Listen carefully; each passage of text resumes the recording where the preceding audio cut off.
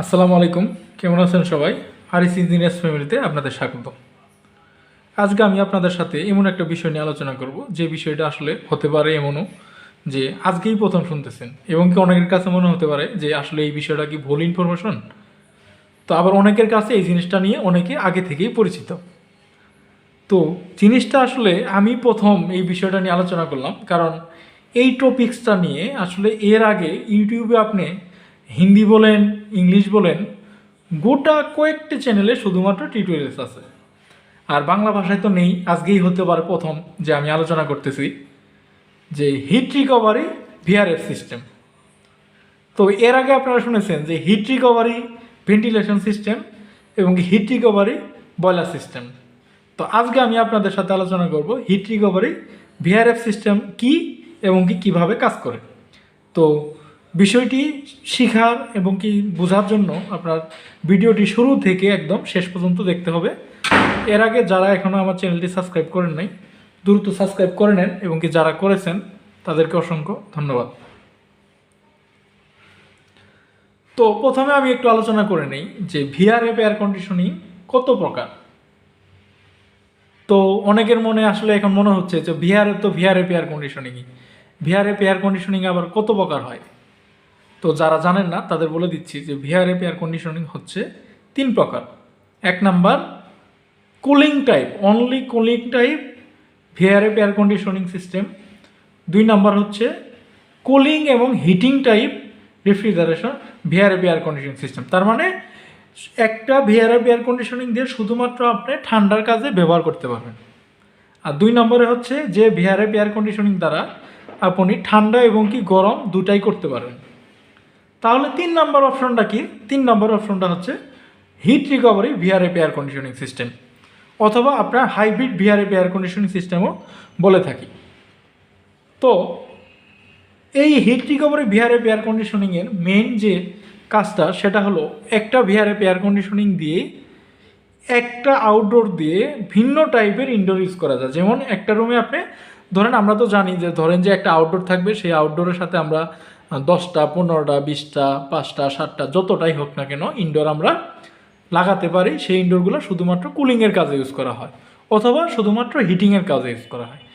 আর এই heat recovery VRF air conditioning সিস্টেমের main লজিকটা হচ্ছে এক রুমের হিটটাকে অন্য রুমে ট্রান্সফার করা হবে। ধরেন যে আপনি 5টা রুমের জন্য একটা আউটডোর সিলেক্ট করছেন, 5টা রুমের জন্য 5টা ইনডোর সিট করেছেন। আপনি একটা রুমে একই সাথে গরম করতে পারবেন এবং কি একই সাথে অন্য 4টা রুমে আপনি ঠান্ডা করতে পারবেন। আবার একই সাথে অন্য 3টা রুমে আপনি গরম করতে পারবেন, আরও 2টা রুমে আপনি ঠান্ডা করতে পারবেন। তার মানে আপনি ইচ্ছাকৃতভাবে করতে পারবেন। তো দেখেন, এই যে দেখতে পাচ্ছেন, ধরেন যে এটা একটা রুম, আমরা রুম বলবো না, ইনডোর বলতে পারি যে এটা একটা আউটডোর ইউনিট, এটা হচ্ছে ইনডোর ইউনিট। এটা 1টা 2টা 3টা 4টা, এই 4টার মধ্যে এটা হিটিং করতেছে একই সাথে কুলিং করতেছে, একই সাথে কুলিং করতেছে, কুলিং, অথবা এটা আপনি হিটিং করতে পারবেন, এটা কুলিং করতে পারবেন, মানে ইচ্ছা মতো আপনি চালাতে পারবেন। তো তো এখন ধরা যাক, তো আরেকটা জিনিস বলে থাকে, আপনারা যারা heat recovery VRF air conditioning লিখে যদি আপনারা গুগলে সার্চ করেন দেখতে পারবেন যে 3 পাইপ সিস্টেম এবং কি 2 পাইপ সিস্টেম। আমরা জানি যে নর্মাল যে ভিআরএফ এয়ার কন্ডিশনিং সিস্টেম, যেখানে আমরা conventional VRF air conditioning system, যে সিস্টেমটা সচরাচর আমরা সব জায়গায় দেখে থাকি, বিভিন্ন কমার্শিয়াল বিল্ডিংয়ে এবং কি অফিস আদালতে, এবং কি যারা আমরা এয়ার কন্ডিশনিং রিলেটেড সাথে কাজ করি তারা সবাই জানি যে একটা সাকশন এবং কি লিকুইড লাইন আমাদের ভিআরএফ এয়ার কন্ডিশনে থাকে, মানে কপার পাইপে 2টা পাইপ থাকে, সাপ্লাই আর রিটার্ন। কিন্তু VRF air heat recovery VRF air কন্ডিশনিংয়ে 3টা পাইপ থাকে। তার মানে কি, আমরা ভিআরএফ এয়ার কন্ডিশনিংকে ঠান্ডার উপর নির্ভর করে যদি বলতে যাই তাহলে 3 প্রকার বলবো: অনলি কুলিং, অনলি হিটিং এবং কি heat recovery VRF air conditioning system. আর যদি পাইপের উপর নির্ভর করে বলা হয় তাহলে বলবো 2 পাইপ সিস্টেম এবং কি 3 পাইপ সিস্টেম। আশা করি সবাই বুঝতে পারছেন। তো এখন তাহলে দেখা যাক তো হিট রিকভারি ভিআরএফ এয়ার কন্ডিশনিংটা কীভাবে কাজ করে আজকে আমি শর্টকাটে আপনাদের সাথে একটা আলোচনা করব। তো দেখেন, এই যে একটা আউটডোর ইউনিট আমরা সবাই জানি। তো এই যে এই মেন কম্প্রেসরের পাশ থেকে দেখেন এখানে ডিসচার্জ, এই নীল কালারের যে পাইপটা এখানে সাকশন করে এখানে পাম্পিংয়ের মাধ্যমে 2টা কম্প্রেসর এখানে এই ইউনিটটাতে দেখাইছে। এটা একাধিকও হতে পারে অথবা একটা হতে পারে, ম্যাক্সিমাম জায়গায় 17 টনের উপরে যে আউটডোরগুলো হয় সেখানে দুইটা হয়, এর নিচেগুলো একটা হয়। তো যাই হোক, কম্প্রেসরের কাজ কম্প্রেসরই, একই কাজ, একটা হোক দুইটা হোক। এখান থেকে কম্প্রেস করে এখানে যাবো না, তারপরে সাব হিট এক্সচেঞ্জার, তো আপনারা চিনেন এই জিনিসগুলো নিয়ে আমি বিস্তারিত অন্য সময় আলোচনা করব। তো এখান থেকে ডিসচার্জ করতেছে। এখানে ঠিক দেখেন 3টা পাইপ সিস্টেম আপনাকে, একটাকে দেখেন এখান থেকে যে আরেকটা আপনার এই যে এটা কি কালার বলে, মেজেন্টা কালার বলে সম্ভবত, এই কালারের একটা পাইপ, বাইপাস লাইনের মতো একটা পাইপ এখান থেকে রুমের ভিতরে যাবে। তার মানে আমার 3টা পাইপ হবে, এই যে একটা পাইপ, 2টা পাইপ, 3টা পাইপ। আমাদের নর্মাল কয়টা পাইপ থাকে, এই একটা পাইপ থাকে, এই একটা পাইপ থাকে। আর এই সিস্টেমটার মধ্যে দেখেন এই মাঝখানে একটা এডিশনাল আমাদের পাইপ আছে।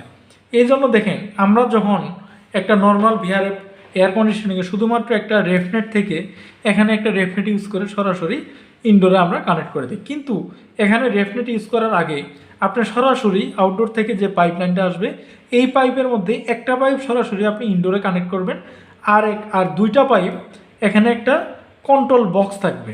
এটাকে আমরা বলে থাকি অনেক সময় এইচইউ কিট বা এফসিইউ কিট বা মাল্টি কিট সিস্টেমও অনেকেই বলে। কিন্তু যে হিট রিকভারি ভিআরএফ এয়ার কন্ডিশনিংয়ের যে বক্সটার মাধ্যমে ইনডোর এবং কি আউটডোরগুলোর মধ্যে যে কানেক্টটা করা হয় তাকে বলা হয় হিট রিকভারি বক্স। এই যে হিট রিকভারি বক্সটা দেখবেন, যখন আপনি দেখবেন যে রুমটাকে হিটিং করবেন, সেই সময় আপনার এই যে এখানে একটা বাল্ব দেখতে পাচ্ছেন, এই যে এখানে একটা বাল্ব, এখানে একটা বাল্ব, অন অফ বাল্ব, এই বাল্বটাকে অটোমেটিক বন্ধ করে দিবে। সে বন্ধ করে দিয়ে এখান থেকে সরাসরি এই কনডেন্সারে হিটটা না যেয়ে সরাসরি এই হিটটা রুমের ভিতরে ঢুকবে। তার মানে কি, এখানে হিটটা চেঞ্জ করে তারপরে ঠান্ডা এয়ারটাই এইদিকে, মানে ঠান্ডা গ্যাসটা, মানে ডিসচার্জের যে লাইনটা সরাসরি এখানে আসবে। সেই সময় কনডেন্সারের মতো এটা কাজ করবে, যে পরিমাণ প্রয়োজন হবে সেই পরিমাণই আসবে। একটা আউটডোর হলে একটার জন্য আসবে, 2টা হলে 2টার জন্য আসবে। এভাবে দেখেন প্রত্যেকটাই এর জায়গায় কানেক্ট করা আছে। যে ইনডোরটা রিমোটের মাধ্যমে চালু করা হবে, ওই সময় এই বাল্ব আর এই বাল্বটা অন অফের মাধ্যমে সার্কিটটা উলট পালট হবে, এইভাবেই কাজ করবে। তো আশা করি আপনাদের বোঝাতে পেরেছি। তো যারা এই টপিক সম্বন্ধে আগে থেকে জেনে থাকেন তারা আমাকে অবশ্যই কমেন্টস করে জানাবেন যে ভাই আমি বিষয়টাকে আগে থেকে জানি। আর যারা আজকেই প্রথম শিখলেন তারাও জানাবেন, তাহলে তাতে করে আমার হবে কি, আপনাদের জন্য এই নতুন নতুন বিষয়গুলো নিয়ে আমার যে নলেজগুলো আছে এই বিষয়গুলো আমি আপনাদের সাথে শেয়ার করতে পারবো, এবং কি আমার ভিডিও তৈরি করার আগ্রহটা আরও এক ধাপ বেড়ে যাবে। তো আশা করি সবাইকে বোঝাতে পেরেছি। আসসালামু আলাইকুম।